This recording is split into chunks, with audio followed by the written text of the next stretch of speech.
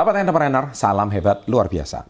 Nah, video kali ini saya akan membahas tentang menyelesaikan masalah itu jadi mudah jika kamu memiliki 5 mindset ini. Apa saja itu?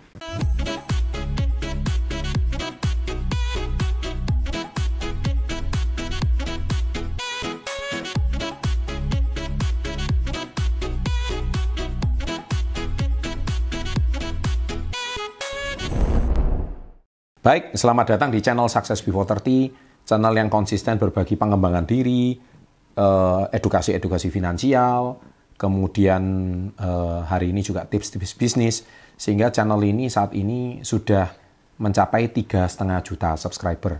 Dan channel ini akan terus berkembang, ya.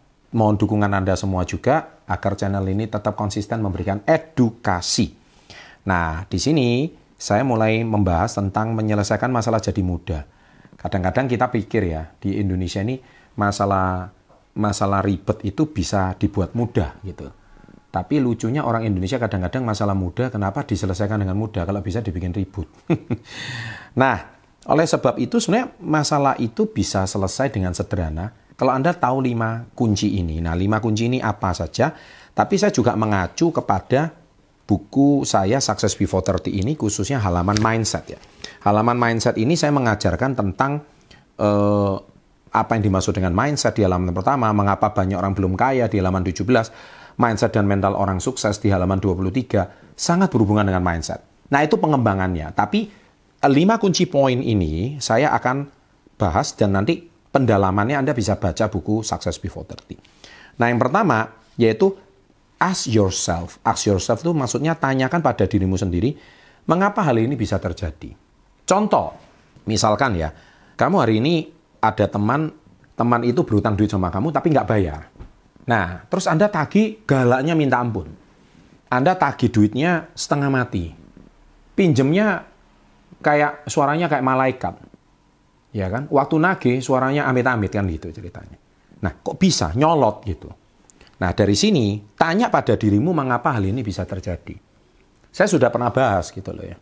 Hukum meminjamkan hutang pada teman. Kalau Anda punya uang 1 juta, ya jangan pinjemin 1 juta. Anda yang keteteran nanti. Mungkin hukumnya 10-20% kekayaan kamu aja. Jadi kalau Anda punya duit 1 juta, ya maksimal pinjemin 100-200 ribu. Jadi kalau nggak balik duitnya, kamu nggak sakit hati. Gitu. Anggap aja sedekah, kan gitu. Nah, ini sama. Jadi kadang-kadang kita harus tanya pada diri kita sendiri, apa masalahnya? Kalau masalahnya 1 juta kamu pinjamkan semua, nah itu masalahnya di kamu. Padahal anak istrimu masih butuh makan, anakmu yang di rumah itu butuh uang sekolah, anakmu yang di rumah itu juga butuh duit. Tapi kamu dasar orangnya terlalu baik, nggak tegaan, kamu akhirnya menjadi berikan semuanya. Nah, jadi ask yourself, tanya dirimu, kadang-kadang kamu itu, masalah itu justru bukan di orang lain, tapi, loh Pak, dia tuh yang pinjam duit saya kok jadi saya yang bermasalah. Betul, tapi aturannya kamu yang keliru. Nah, jadi aturan inilah harusnya kamu sadar gitu. Kadang-kadang mungkin bisa jadi duit dia juga ditilep orang lain. Ruwet jadinya kan hidupnya kan. Nah, itulah sebabnya tanya sama dirimu mengapa hal itu bisa terjadi. Itu contoh yang pertama. Contoh yang kedua, selalu melihat peluang bukan melu. Contoh kayak saya kemarin kena COVID. Banyak orang itu kan mengeluh. Memang bahaya. Virus varian ini memang bahaya. Tapi kadang-kadang saya juga berpikir, saya kan bilang bahwa saya lebih kuat dari COVID. Ya, saya bersyukur aja, happy aja. Apakah saya bingung kena COVID pertama kali? Iya, saya mungkin bingung. Apakah saya sedih? Sedih sesaat, tapi saya nggak pusing. Saya nggak ambil pusing. Justru saya bilang, akhirnya saya kena COVID. Yes, saya dapat vaksin alami. Yes, akhirnya giliran saya juga kena COVID. Yes, nah kan seperti itu. Dan buktinya saya juga gejala ringan menuju sedang aja, saya nggak sampai gimana gitu. Nah, dari sini kita harus melihat peluang bukan mengeluh. Contohnya PPKM. Banyak orang mengeluh. Wah, ini gini. Percaya sama saya, kalau PPKM ini nggak dilaksanakan, nyawa taruhannya, rumah sakit sudah nggak bisa nampung orang. Tapi bagi sebagian besar masyarakat kita, mereka nganggap mereka nggak bisa dapat duit harian. Ya, Anda harus cari cara, bukannya mengeluh. Anda harus putar otak gimana caranya melihat peluang. Nah, itu yang seringkali otak kita diciptakan itu nggak bisa berpikir.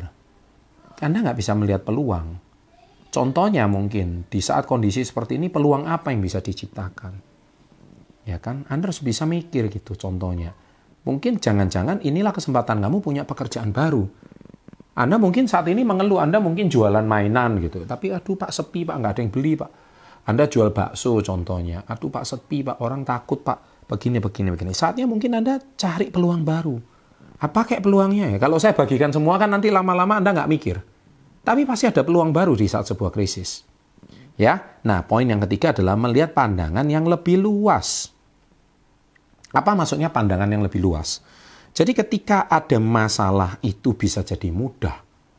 Anda harus melihat pandangan yang lebih luas. Contohnya kalau saya marah sekarang, untungnya apa bagi saya? Kalau saya berhenti sekarang, untungnya apa bagi saya? Coba lihat pandangan lebih jauh. Pandangan lebih luas. Ketika Anda melihat masalah itu 5-10 tahun ke depan, maka Anda bisa lebih berhati-hati. Kalau di buku saya Badai Pasti Berlalu, saya ada bilang yang namanya big picture. Makanya Anda itu harus punya sebuah koneksi atau relasi teman yang saya percaya wawasannya lebih luas. Sehingga minimal jangan cuma berteman dengan orang-orang seusia. Tapi bertemanlah dengan orang yang mungkin 20 tahun, 30 tahun lebih tua dari Anda. Yang saya yakin, meskipun mereka itu secara teknologi kalah, tapi mereka secara pengalaman hidup, Anda nggak bisa lawan mereka. Mereka jauh lebih mempunyai sebuah pengalaman hidup yang luar biasa. Dan saya percaya dari situlah pandangan kita akan lebih luas. Kalau pandangan luas, pandangan kita lebih jauh, niscaya kita mengambil keputusan tidak gegabah. Dan akhirnya masalah yang rumit jadi lebih mudah kan. Contohnya kalau saya berantem hari ini untungnya apa? Coba Anda menenangkan diri. Ya buat apa saya berantem? Ya kan, lebih baik saya mengalah. Karena Anda melihatnya banyak masalah yang bisa diatasi ke depannya. Ya, banyak hal-hal yang lebih baik kalau Anda menghindari. Ini sebuah hal yang paling luar biasa. Yang keempat, fokus kepada apa yang sedang terjadi, bukan apa yang akan terjadi. Nah, jadi orang yang fokus kepada apa yang akan terjadi, itu biasanya orangnya khawatir berlebihan. Apa sih maksudnya manusia khawatir berlebihan? Contohnya, Anda ini kan di rumah nih sekarang.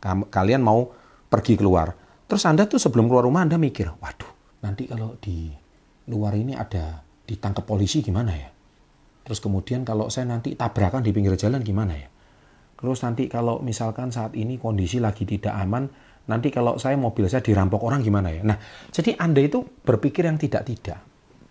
Nanti kalau misalkan terjadi tsunami gimana ya? Nah, jadi masuk saat ini COVID, nanti saya memang paling bagus kondisi COVID memang di rumah, tapi kalaupun harus keluar, terpaksa keluar, tetapkan prokes yang kuat. Tapi kalau misalnya Anda keluar, Anda asal-asalan pakai protokol kesehatan. Jadi apa yang terjadi? Ketika Anda keluar rumah, ya, Anda itu tidak awas. Wah, nanti kalau saya terpapar gimana ya? Nah, memang hidup di masa depan itu sungguh sangat-sangat menderita. Karena orang khawatir, itu orang cemas, itu memang susah sekali. Sama seperti orang yang nggak bisa move on, dia itu hidup di masa lalu. Hidup di masa lalu itu seperti apa sih? Saya kemarin itu jatuh. Tapi saya kepikiran terus kemarin dengan peristiwa kemarin. Kemarin kalau 1 tahun dari sekarang, itu tahun lalu loh. Peristiwa tahun lalu tapi masih membekas. Nah, Anda itu berarti membawa beban selama lebih dari 1 tahun. Ketika Anda membawa beban lebih dari 1 tahun, apakah hidup Anda itu bahagia? Jadi masalah yang sebenarnya mudah, itu menjadi rumit gara-gara kalian. Nah, mari kita menyederhanakan masalah dari yang rumit itu menjadi lebih sederhana. Kalau masalah itu menjadi lebih sederhana, maka saya percaya Anda fokus dengan kondisi saat ini, bukan kondisi di akan datang atau kondisi di masa lalu. Ketika Anda hari ini fokus pada kondisi Anda saat ini, maka do the right thing right now. Jadi melakukan hal yang benar saat ini. Selesaikan masalah yang ada di depan mata, kelar. Baru masalah-masalah ini yang mungkin bisa diselesaikan setelah masalah ini selesai, baru dipikir besok. Kenapa? Yang hari ini kerjakan ya kerjakan. Kenapa Anda suka menunda, sehingga masalah itu menjadi masalah esok. Masalah esok jadi masalah begitu. Akhirnya terbengkalai semua. Selesaikan masalah ini sekarang. Jadi jangan ditunda. Itu poin saya. Dan jangan hidup di masa depan. Anda hidup di masa depan itu khawatir. Anda hidup di masa lalu terbeban. Makanya hiduplah saat ini. Kalau Anda hidup saat ini, maka saya, karena saat ini pun masih ada beban gitu loh. Kenapa Anda harus nambah beban masa depan? Oke, jelas ya. Nah, yang kelima, kumpulkan berbagai saran dari orang lain agar kamu bisa mendapatkan lebih banyak pandangan dan jalan keluar. Tadi saya udah bahas di poin ketiga. Dengan Anda mendapatkan insight dari orang-orang yang jauh lebih tua dari Anda, minimal Anda bisa menjalani hidup itu dengan benar. Tentunya insight itu dari orang berpengalaman, loh ya. Orang yang menurut Anda adalah orang yang saya yakin pasti jauh lebih baik di masa depan.